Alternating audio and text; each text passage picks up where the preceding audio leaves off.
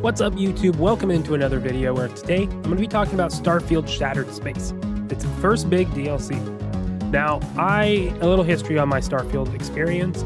I played it when it first came out, put in about 3 days of time, beat the main campaign, spoilers, went into multiple universes as a Starborn. I think I ended up on my third universe, and then I made another character and just explored that one for a total of 6 days, which is a lot. I spent 10 days overall in Starfield. Not as much as other people have, but man, it shocked me how much time I spent in Starfield, for sure. Now, the base game had a ton of issues, and it still caught me, though. You know, it still grabbed me, and I saw what could be, and the ability to tell your own story and have your own story develop throughout your playtime is just exceptional. It's something I haven't experienced fully in a game. I have this whole meta narrative in my head about my character, the first character I had. My first companion, real quick, let's talk about it. My first companion was Sarah, and I just kept her around. She didn't bother me that much.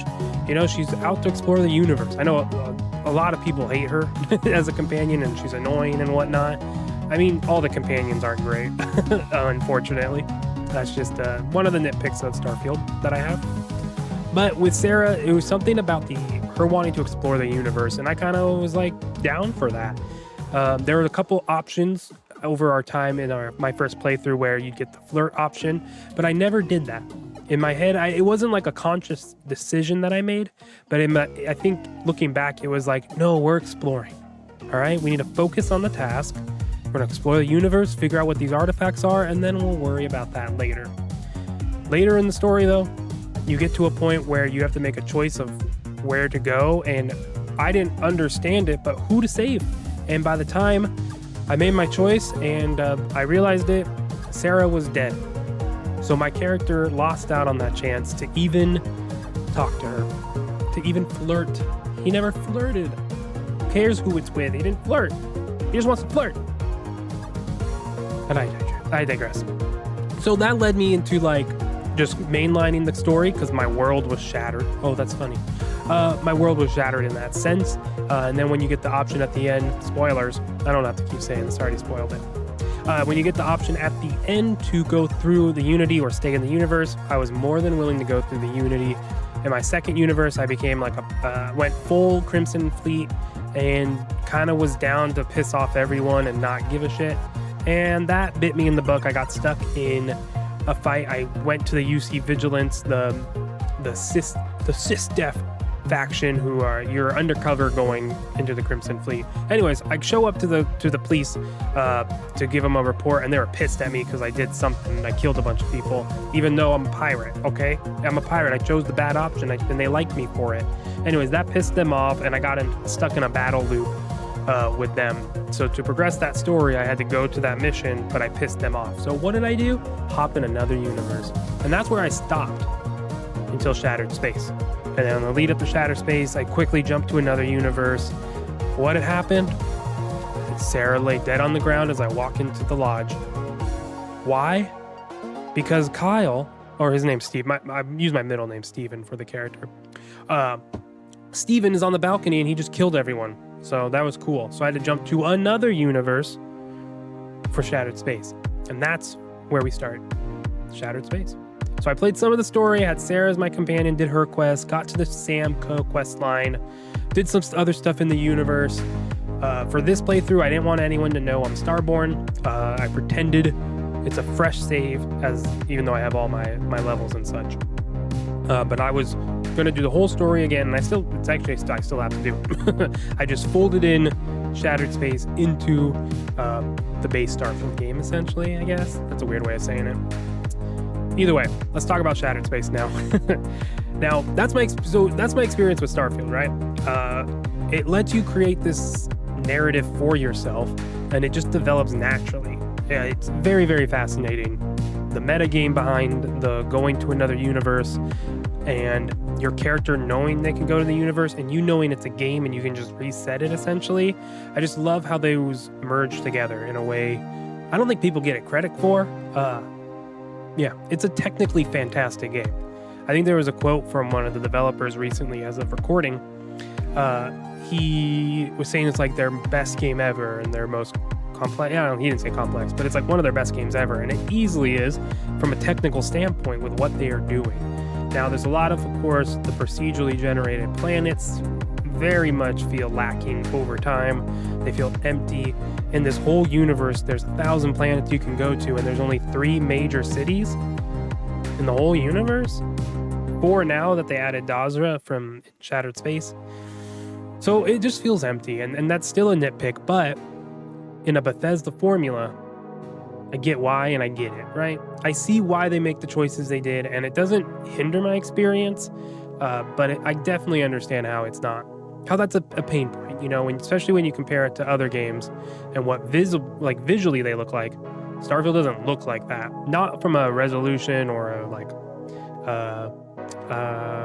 I don't know, assets, like the fidelity. I think it looks fine. I think when you're out in the worlds, though, on the planets that are generated, that's where it starts to look a little lackluster, for sure.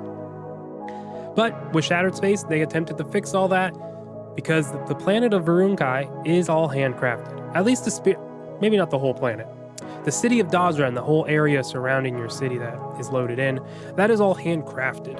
So immediately, like when you're walking around the planet, you feel that the verticality and the pathways, and even just simple like a path going from the city, multiple paths going out, but even just that, multiple paths going out from the city and along trails, and you can see, you know, there's fence posts and such, and there's signs and lights, and they're guiding you along if you're following the path, and it feels lived in way more than the other planets do.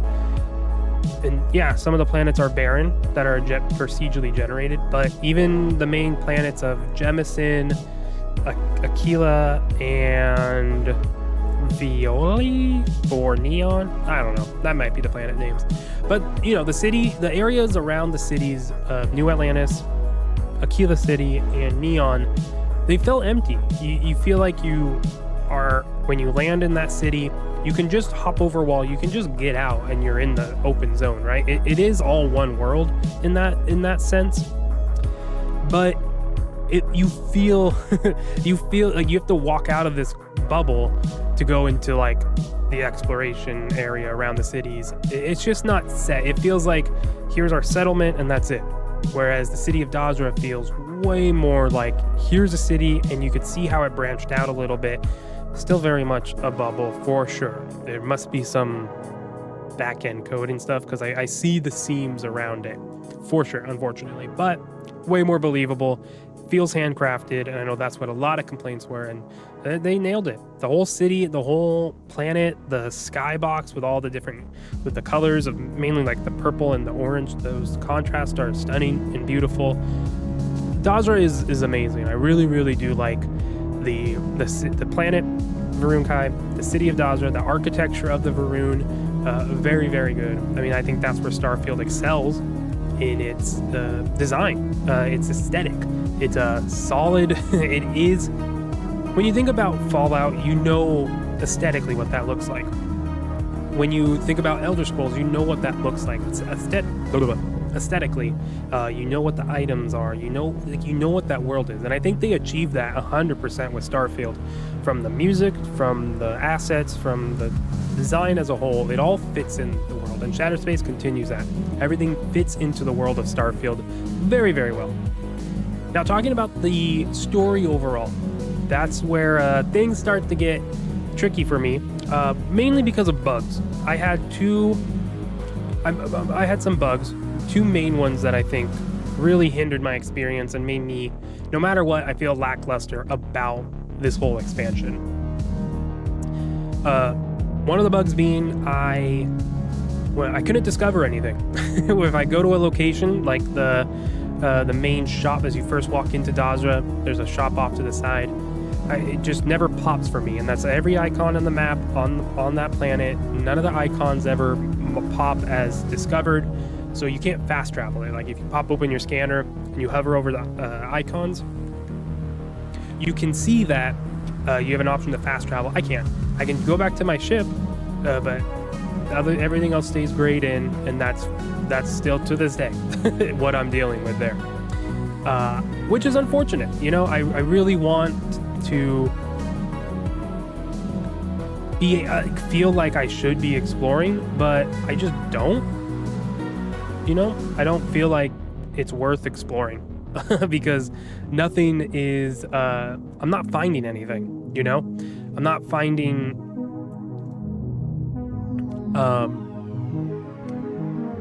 Like I'm not discovering stuff, so it feels like no matter what, I'm gonna have to go back and rediscover these things. And I think maybe that's just me outside the game recognizing that. So it is what it is there. That specifically didn't hurt my experience, but I also had a bug where my quest icons wouldn't consistently show me the quest I was on. Instead, I had a screen full of like 5 to 6 of the blue icons when you select the quest you want to track. It gave me like 5 or 6 of those on screen, so I'd have to hover over each one, read the little text prompt that says, go to Aquila City, go to Orahim and meet him at his place, stuff like that. So I have to manually do it. And sometimes the blue icon wouldn't actually appear over the main quest I had selected.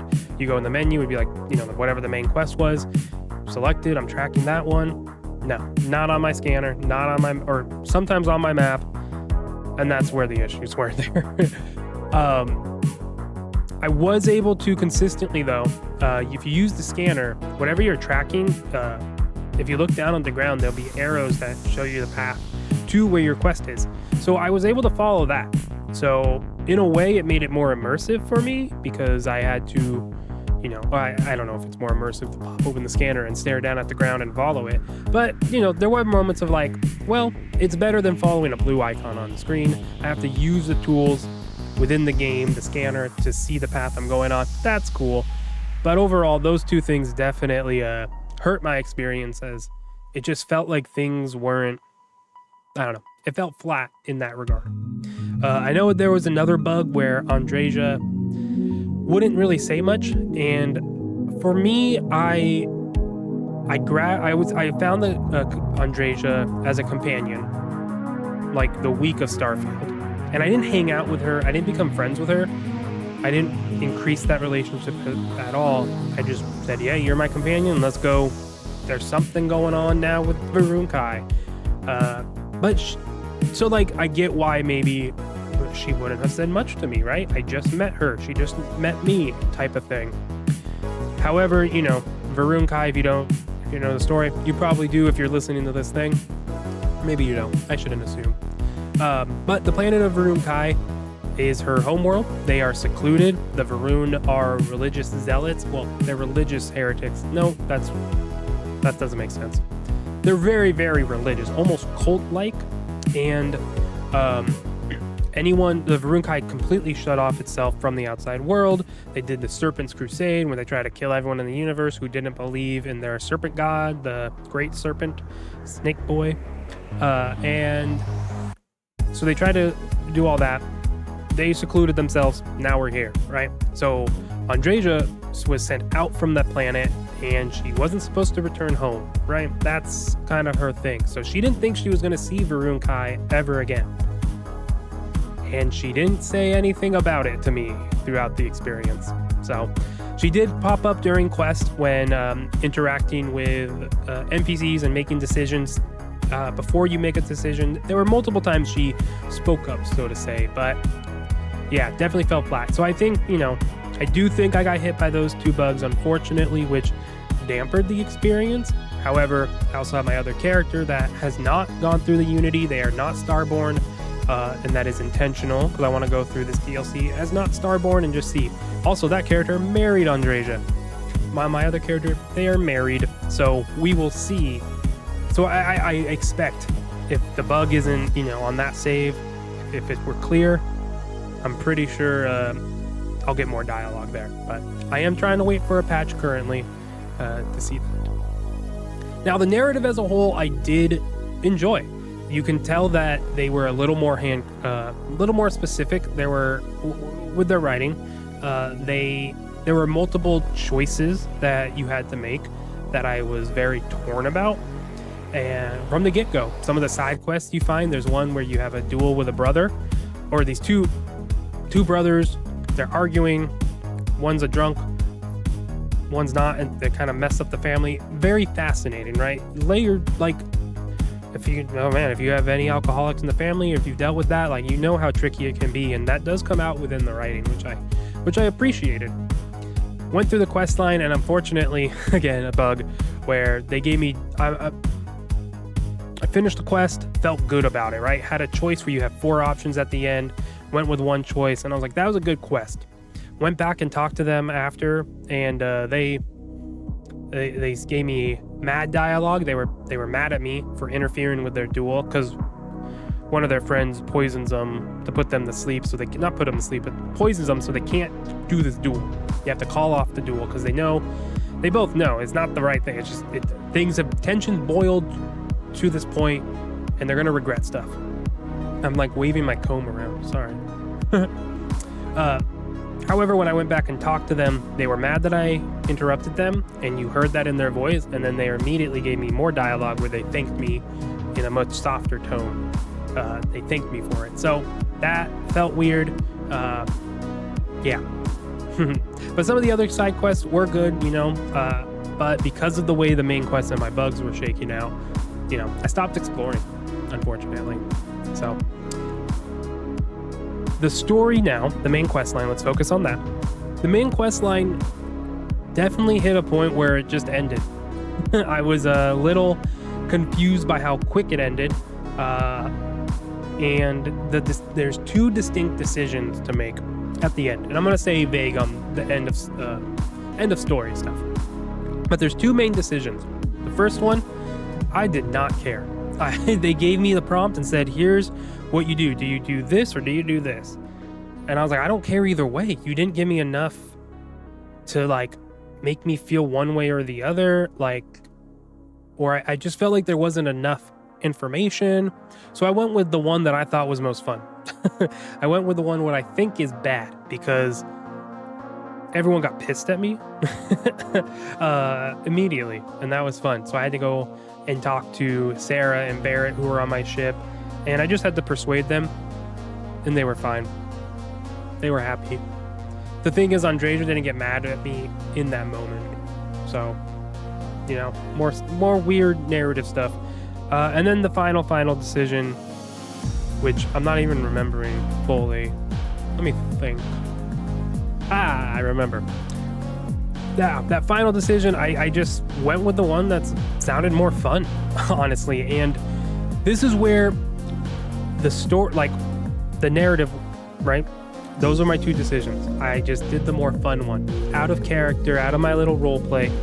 However, upon thinking of, I beat this on Monday. This is Thursday night as of recording. As I've been thinking about it, I think I realized that Kyle, I was like, well, I know this is a game. I can choose. These sound fun.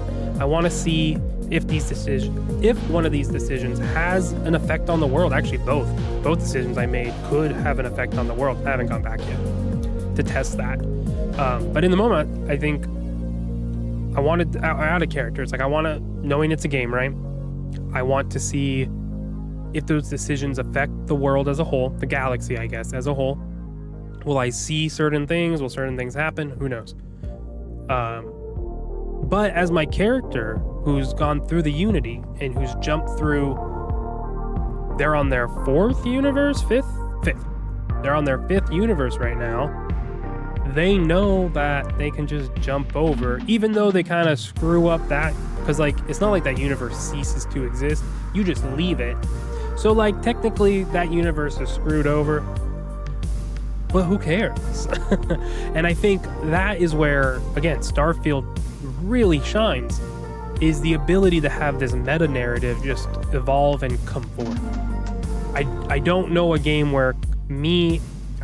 game where me out of character looking at this as a video game makes a choice that also can be justified in character given their experiences in the game, right?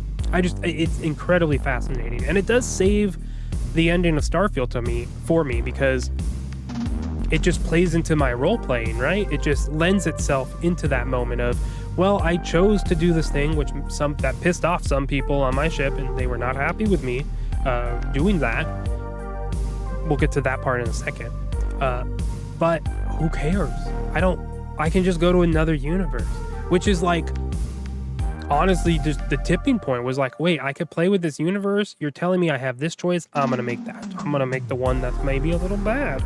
Hint. And then, another choice. I'm just going to full on go with it now. You know what? Let's just do it. Another thing I forgot to mention though. Also, my character hasn't gone through this DLC yet, right? So before the DLC, it's like going into it in my mind, in my headcanon, I'm saying, well, this is a brand new thing happening to me as my character. He has never had the Varun Kai come back. He's never stayed, we'll go with this. He's never stayed in that universe long enough to have that happen. So this is a brand new experience for him, something that's monumental, right? The Varun Kai are reaching out like, what is this? So I just thought that it just lends itself to it. And again, that's like what's incredibly cool about Starfield, in my opinion. Now, okay, going back to people being mad at me on my ship. Once again, you can just talk your way out of everything. They were pissed at me for making a choice that should affect the whole system, the whole galaxy. People could die. My bad. I made that choice. Why not? And both Barrett and Sarah, who were on my ship, I had them working on it. They were pissed at me. I talked to Barrett, persuaded him, and he said, you know what? You're right. I talked to Sarah. I forgot. I said something to Sarah that was ridiculous, and that it was like, I'm sorry. I'll do it again. I'll be better. And she was like, all right. You just, was able to do the persuasion. I had a high enough, I've been putting stats into persuasion. I did an auto persuade that helped me boost up, and they were no longer mad at me, even though the decision I made is irreversible. And I guess I just try better. Did my decision lead to deaths of hundreds of thousands of people? I think it could, story-wise. Will they do that? I don't know. I haven't loaded back in. But they were not mad at me anymore because I persuaded them not to be. And that's kind of where the immersion falls off. The quirkiness kind of comes up within Starfield. Look, I've been to multiple universes. I think I can learn how to persuade people. There's meta reasoning, but it still felt flat. And as a whole, I think that's just what kind of Starfield is right now. If you want it to kind of give you like depth, story, there are some quest lines that are fantastic that do that. The Vanguard quest line, I think, is very, very, very good. I really do enjoy that one. There's some fun moments in the Crimson Fleet and the other Freestar Rangers. I haven't done the Ryujin, the more like sneaky, stealthy, the corporate one. But yeah, across the board, I think it just feels like Starfield, and even with Shattered Space, it is a world that invites you to kind of make it your own and do what you want, and it kind of have the story expose itself to you in what you develop around yourself. That was a long run-on sentence. But yeah, it's that. So with Shattered, I knew I was going to say it at some point.